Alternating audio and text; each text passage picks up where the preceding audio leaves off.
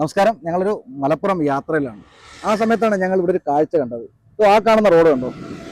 ഈ റോഡിന്റെ അങ്ങ് ഈ ഒരു 3 ട്രാക്കാണ് കേട്ടോ. ഈ മൂന്നാമത്തെ അങ്ങ് അറ്റത്തെ ട്രാക്ക് എന്ന് പറഞ്ഞാൽ അത് എമർജൻസി ട്രാക്കാണ്. അതുപോലെ ഈ ബസ് വരുന്നത് കണ്ടോ? ഈ ഒരു ബസ്സൊക്കെ പോകേണ്ട ട്രാക്കിലാണ് ഇപ്പം ഞാനിപ്പോൾ നിൽക്കുന്നത്. കാരണം സ്പീഡ് കുറച്ച് പോകേണ്ട ഒരു ട്രാക്കാണ്. പക്ഷേ ഇവിടെ അമിതമായിട്ട് ആ ഒരു എമർജൻസി ട്രാക്കിലൂടെയാണ് വാഹനങ്ങൾ അതിവേഗം കടക്കുന്നത്. അതിവേഗം ഇത്രയേറെ വാഹനങ്ങൾ പോകുന്നത് കാരണം, അല്ലെങ്കിൽ എമർജൻസി ട്രാക്കിൽ വാഹനങ്ങൾ ഇത്ര സ്പീഡിൽ പോകുന്നത് കാരണം അപകടങ്ങൾ ഇവിടെ പതിവാവുകയാണ്. കാരണം ഇപ്പം ഈ അടുത്ത കാലത്ത് തന്നെ ഏകദേശം ഒരു 4 മരണത്തോളം ഈ ഭാഗത്ത് നടന്നിട്ടുണ്ട്. അതുപോലെ ഞാൻ ഈ നിൽക്കുന്ന ഈ ഒരു സൈഡ്, ഇവിടെ വാഹനങ്ങൾ അനധികൃതമായി ഈ ഒരു പാലത്തിൽ പാർക്ക് ചെയ്യുന്ന പ്രവണതയുണ്ട്. ഈ ഒരു പ്രവണത കാരണവും ഇഷ്ടംപോലെ ദുരന്തം ഇവിടെ നടക്കുന്നു. എന്തായാലും അവിടെ ഒരു 3-4 ചെറുപ്പക്കാർ നിൽപ്പുണ്ട്. ഈ പാലത്തെ പറ്റി അല്ലെങ്കിൽ ഇവിടുത്തെ അപകടത്തെ പറ്റി നമുക്ക് അവരോട് തന്നെ ചോദിക്കാം. നമസ്കാരം. ഞങ്ങൾ വിസ്മയ ന്യൂസിൽ നിന്നാണ്.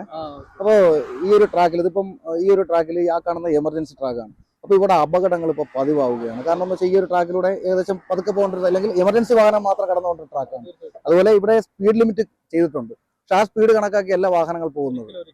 അപ്പോൾ എന്താണ് ഇതിനെ കുറിച്ച് പറയാനുള്ളത്? ഇത്രയും നല്ല വൃത്തിയുള്ള റോഡ് കേരളത്തിൽ ഉണ്ടാക്കിയിട്ട്, ഇത് മലപ്പുറം ജില്ലയിലുള്ള വട്ടപ്പാറ സ്ട്രിക്റ്റാണിത്. ആ ട്രാക്ക് എന്ന് പറഞ്ഞാൽ എമർജൻസി ട്രാക്കാണ്, സ്പീഡ് ട്രാക്കാണ്. അതിലൂടെ ഇപ്പൊ പോകുന്നത് നാഷണൽ പെർമിറ്റ് ലോറികള്, ബസ്സുകള്, KSRTC അങ്ങനത്തെ വണ്ടികളൊക്കെയാണ് പോകുന്നത് ഇപ്പോൾ. എന്നിട്ട് ബാക്കിലുള്ള ചെറുവണ്ടികൾ സ്പീഡാകുമ്പോൾ ഇതിലൂടെ കട്ട് ചെയ്തിട്ട് ഇങ്ങനെ റോങ്ങായിട്ട് കയറി പോകുന്ന അവസ്ഥയാണ്. അപ്പൊ അത് ആ ട്രാക്കിൽ ഒരിക്കലും വലിയ വണ്ടികൾ കടത്തി വിടരുത്. ഈ ട്രാക്കിൽ കൂടി സ്ലോ ട്രാക്ക് കൂടി കൂടി പോകും. അതിൽ ഒരിക്കലും അത് സ്പീഡ് ട്രാക്കാണ്, നമ്മൾ ഒരിക്കലും ഈ കടത്തി വിടാൻ പാടില്ല. അപ്പൊ അതാണ് അതേപോലെ സ്പീഡ് ട്രാക്കിൽ കൂടി 60 സ്പീഡ് 30 സ്പീഡിലൊക്കെ പോകുന്ന ആളുകളുണ്ട്. അതേപോലെ വെരി ഡേഞ്ചറായുള്ള സംഭവം എന്ന് പറഞ്ഞാൽ ഈ സൈഡ് നമ്മൾ പാർക്ക് ചെയ്യാനേ പാടില്ല. ഇവിടെ വണ്ടികൾ പാർക്ക് ചെയ്ത് എത്രയോ അപകടം. ഈ അടുത്ത് 1 മാസം 2 മാസം മുമ്പ് ആളുകൾ ആക്സിഡന്റായി മരണപ്പെട്ടിട്ടുണ്ട്. ഇത് പറഞ്ഞു കഴിഞ്ഞാൽ പാർക്ക് ചെയ്യാനുള്ള സംഭവമല്ലേ ഉള്ളത്. ഇത് എമർജൻസി ആയിട്ട് പാർക്ക് ചെയ്യലാണ്. വണ്ടികൾ പാർക്ക് ചെയ്തിട്ട് വലിയ ട്രക്കുകൾ പാർക്ക് ചെയ്യുന്നത്, ചെറിയ കാറുകളൊന്നും ഇട്ടതൊന്നും ഇടിക്കുന്ന സംഭവങ്ങൾ വരെ ഉണ്ടായിട്ടുണ്ട്. അപ്പൊ നമ്മൾ ഇത്രയും നല്ല വൃത്തിയുള്ള റോഡുകൾ നമ്മൾ ആളുകൾക്ക് ഉപയോഗിക്കാൻ അറിയില്ല.